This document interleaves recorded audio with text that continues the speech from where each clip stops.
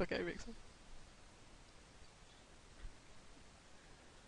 Hey, welcome to the Marketing My webinar. This week we're going to be talking about AT&T, which is a telecom provider in the USA. So we're going to start off with tell you a little bit about myself. My name's Catherine Salt, and I'm a marketing consultant, and I specialise in social media and training. If you'd like to get a bit more information about how social media can help your business, you can check out my blog, which is www.marketingmy.co.uk/blog. You can also follow me on Facebook, which is facebook.com/marketingmy, and also join me on Twitter at www.twitter.com/marketmy. So first of all, we're going to talk about the sort of criteria we're going to be looking at when we check out the AT&T social media presence. I think the first thing is it clear what the business does? Especially a lot of brands, especially well-known ones, don't always tell us. Which is, if they're that huge, then it probably doesn't matter. But I think what is important is that we find out, it makes it clear what the objectives of the page are. And also, how well is it all integrated with the other marketing activity that they do? Another thing is the look and feel. So does the design and the copy reflect the personality and the value of those brands? I mean, are the pages easy to navigate? Is it easy to get around? And also their clear calls to action. Are you told to like things? Are you engaged with? Is it click here, etc., etc.? And do those calls to action actually match the objectives? And then finally, and I think it's probably one of the most important things, is the engagement. Social media is a lot about building community. So does the page invite interaction with fans rather? How does it do that? And, how much engagement is that page generating? So we're going to look now, we're going to go and do a screen share and take a look at the AT&T page. Now, there are more than one AT&T page, and we're going to look at two during this webinar. This is the key one, the AT&T main page, and we're also going to look at the AT&T small business page, because I think that's one that this audience is probably going to find more relevant. So we come here and we've taken to a really straightforward landing page. Big call to action telling you to like the page to get everything to access AT&T. Now, there's no explanation of what the brand does, but because it's so huge in the USA, it's probably not overly necessary. I think we've seen now there's a trend now moving away from the really simple calls to action, and I see a lot more pages, landing pages with more information on them. But as you can see on the profile image there, they also have other channels, and we're going to look at those more in depth as we go through this. Looking down here, you can see the little About button, and that does actually tell us a little bit more about what this page is. It's it's news, it's resource, there's going to be more information about products and services, and also it's a place for customer care. So we're going to scooch now to the wall. Now if we take a look at the images at the top of the page, these are really nicely laid out, and it's clear to say that the key sort of driver is mobile handsets. When you click on one of these images though, you can see that they've not optimized it so it shows up in the larger size. If you use the dimensions 970 pixels by 680 pixels, and you have a fair amount of white space around the border, you have it so it fits in that little gallery at the top, but also when you click on it, it's a full screen so you can see all the detail in it. Now, what they've done here, the copy underneath is just the title of the phone, and I think you've got a lot more potential here. You could also have some more information on the handset, the cost, or even a link to a YouTube video about the product. One really positive sign is the amount of interaction that the image gets. There's lots of feedback down here. You've got 28 people liking it and loads of people making comments, but there isn't any interaction from AT&T themselves. I mean, there's a few product questions and a few problems that could be dealt with by AT&T, and that would really, sorry about that, help AT&T to build and enhance their relationship with their community. So we're going to go back now and check out the rest of the wall. And you can see here the first sort of major post is a update for new software for a couple of their phones. Now this should be really good news for the owners of these phones, but looking at the comments, there's a sort of distinct there's a distinct grumbling of discontent. You know, fans are asking questions here about software for other phones, if they're having problems, and you know, there's no comments or feedbacks coming back really from AT&T. And I think this is an example of how you can't expect customers now to go through the channels you want them to if they have a problem. Years ago, you know, if you had a problem, you'd be able to write a letter, and you'd probably have to wait weeks until you got a response. There was nothing you could do about this apart from sort of complain to friends and family, who might, you know, they might then have a negative view about the company. Then it was telephones, you know. So companies could still keep you waiting, and actually the advent of email can actually often make it worse. But with social media, you can comment anywhere and comment loudly. So not only does your personal network see it, but friends of friends of friends of friends. And in some respects, companies need to be omniscient, but I know that's impossible. But when the comments are actually on your virtual doorstep, then it really is a bit of a lost opportunity. You know, you could really use it to show how good you are as a company and about how much you care about your customers.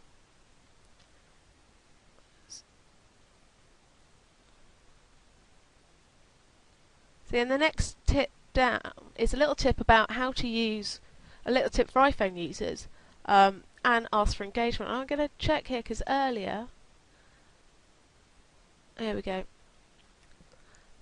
This is a really nice little tip. It's really helpful, but the actual comments post has been hijacked by soap fans who don't want AT&T to withdraw advertising budget, which would mean the cancellation of a couple of shows. Now, I've looked at the community guidelines. I mean, they're really clear and concise, and these posts don't really seem to be breaking them. So I think it's quite a difficult decision on how to handle something like this. You know, removing them could be more inflammatory, but responding really is just going to encourage them. You know, but it's in a comment on a phone, it's going to drop off, it's not the end of the world. And I think, you know, people who make comments like this, often the community will stand up for the company, or they will sort of, you know, regulate it themselves.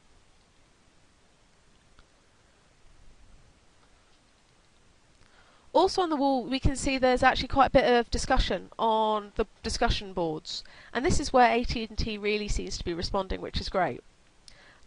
People, they're really not pulling any punches in these. You know, you see one here, I got the worst customer service. It's not good. But, you know, AT&T have come back with a way that you can get in touch. Someone's getting involved, which is the only thing you can really do. And a lot of things I've noticed on the discussion boards have to do with handsets. Now, this isn't really AT&T's fault. This is a handset manufacturer's problem. However, there's still a lot of resentment about the problems that are being caused and the fact that AT&T aren't sorting them out. And there was one post further on, I can't find it now, but it actually said, will anyone read this? Which I think is such a shame. Because if no one does read that post, it means that the positive thing this woman had to say about good customer service is lost. I mean, that's the sort of thing that should be celebrated and highlighted. Moving back to the wall, we're going to have a next look at the info page. It made me smile, actually, to see that AT&T were founded in 1876. It must be, I think, one of the oldest companies on Facebook. on this page they make their community policy really clear, and they've not filled it up with too much jargon, and they've added links so you can get some more information. So they've set their terms out for how they expect people to respond within the community. And then you've got their mission statement. Now, this is a bit philosophical for me. Realistically, I just want to deal with a telecom company that provides good service, promises to sort out problems quickly when they come up. But, this webinar's not about branding, so we'll just swiftly move on to their website. Now, with a company this size, it's not surprising that there's going to be lots of information here. But there's nowhere that I can see on this page where there's a link to Facebook or Twitter or even to a blog. I mean, last week we talked about the value of the above-the-fold real estate on a website, and I can understand why customers choose to put their links below, but not to see them at all makes me wonder how much more successful their Facebook and Twitter would be if they were given more visibility. Back on Facebook there's a page about the Atrix 4G. Now this is a very whizzy looking thing. Now there's a link here that clicks onto that says learn more. Now I think that's a little bit misleading because it actually just takes you to a sale page with a buy now button. There's more information on this page with a demo video, so this call to action might be a bit premature. So I'm just going to play the little 1-minute video.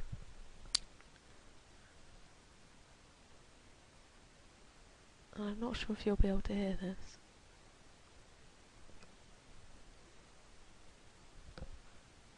Okay. The AT&T social media team presents Motorola Atrix 4G Mobile Minute. Mobile Minute. Hey, now this is great. All this is a 60-second video all about the handset.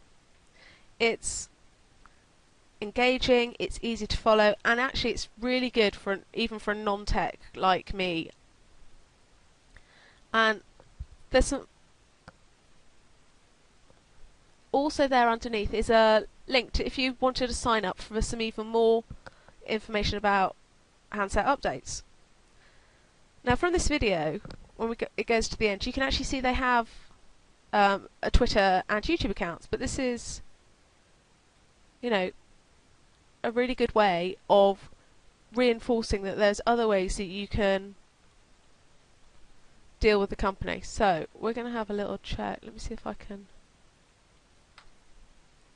I'm going to have a look at their YouTube video channel now, which is really impressive.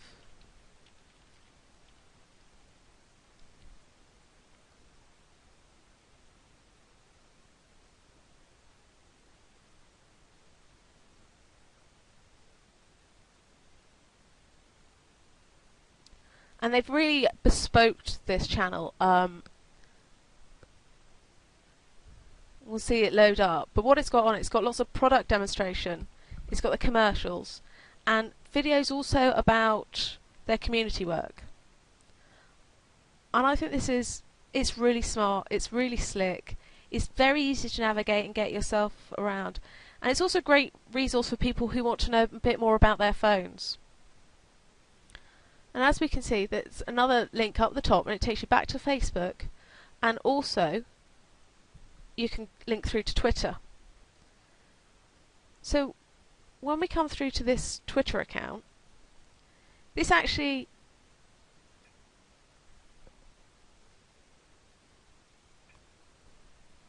is their main one. They've actually got several. And you can see they've got a good level of followers. There's lots of interaction going on. And there's also a special Twitter account for customer care.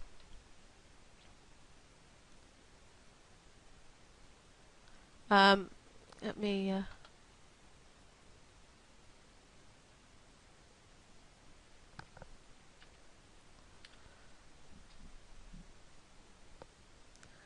Now, it would be quite good if you actually in your bio put your your other Twitter account as an @sign, it's a direct link over without having to cut and paste it. Now we've come through to AT&T customer care, which is clearly run by the lovely Smiley Molly, and I think it makes a real difference to have a customer account that's run with a name on it rather than just a faceless logo. There's also, she's got a list. They do a whole list of customer care representatives. And I think this is a really interesting way of approaching it. I can imagine that it means, an operator's going to have ownership of a problem till it's solved because it's such an open forum. It's great for building trust, and it also is always going to ensure accountability. And one thing that's really good about this, everybody logs in and logs out, saying when they're available. And as you can see on the left-hand side, it gives you the hours of operation. So people, again, they're having their expectations managed of when they're going to get some help. It's interesting because I think it's this sort of interaction that we're seeing on Twitter that we really just didn't see on the Facebook page. It might be quite useful if the Twitter details were actually listed on the Facebook information page or even on a landing page. And again, if Twitter as well could also add the customer service telephone number on there. So going back, we have a tab which is where people can rate handsets. Now I really like this. It's a really clever app. AT&T may have a really whizzy application, but you can actually get reviews for your products on your Facebook fan page for free. It's one of the free applications. And what Facebook AT&T have done here is they've actually incentivized you to win £500 for writing reviews. Now, again, I talk about this a lot, but if you are going to run a competition on Facebook, please make sure that you follow the terms and conditions. They can be a little bit complicated. So what I'm going to do with the recording of this webinar, I'm going to put a link to a really good blog post by Mari Smith at the bottom that really explains it, and also a link to the Facebook page about them. Skipping down a little bit further, we're just going to scooch down past the fold, and we've got a couple of interesting things here. There's a thing called New York Metro, and this looks like AT&T are rolling out some additional services for users, and they're going to offer shopping alerts and deals in major cities, which is quite interesting. And hopefully, that would actually help build loyalty and engagement. Further down, they are running a campaign to make sure people don't text and drive. Obviously, it's a very dangerous thing to do, and they're trying to raise awareness of it here. They're using video, and further down you can see they're actually giving you resource to try and share the message yourself. You can download brochures, posters, and you can also embed a little badge on your website to make sure that people share this a bit more.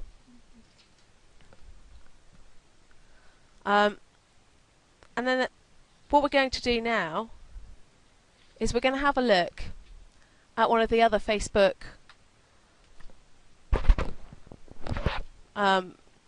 pages. Now, the AT&T small business page is quite interesting. There we go. Now, it's only got 2,900 people liking this, and I'm quite surprised, because I think as we go through it, you're going to see actually it's a really good resource. Now, because I clicked the like button, it didn't automatically take me to the welcome, so we're going to just look at that now. This is shows you a small video that is targeted at small businesses. Also, it tells you what you're going to get from the page. It's managing expectations, it's showing the objectives, and it gives you reasons why this is a good place to click to. So we're going to go to the wall now. Now, they've had the opposite problem that the AT&T main page has. They've put in the images full size, but they're not optimized so that they can fit inside the little windows. As you can see, they've just put the title of the phone there, and there's a lot less interaction on this page all over. As you can see from here, nobody has made any comments about that phone at all.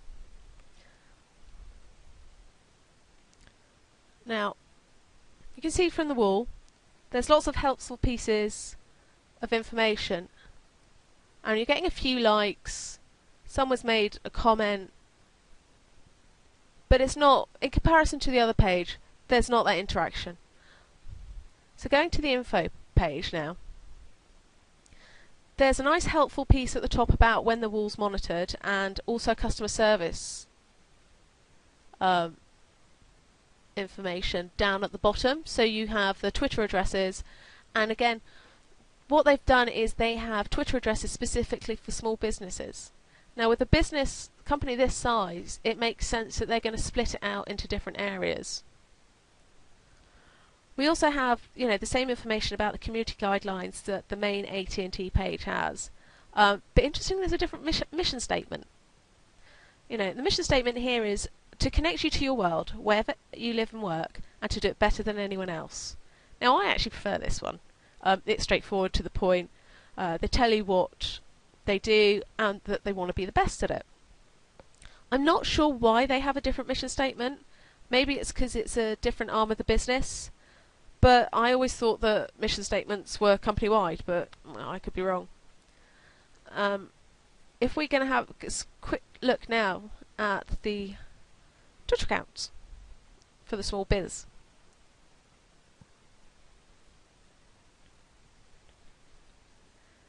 Now this is quite active. You're getting interaction, but not a great deal. Again, it's much smaller amount of followers, but it is a niche account that will be followed.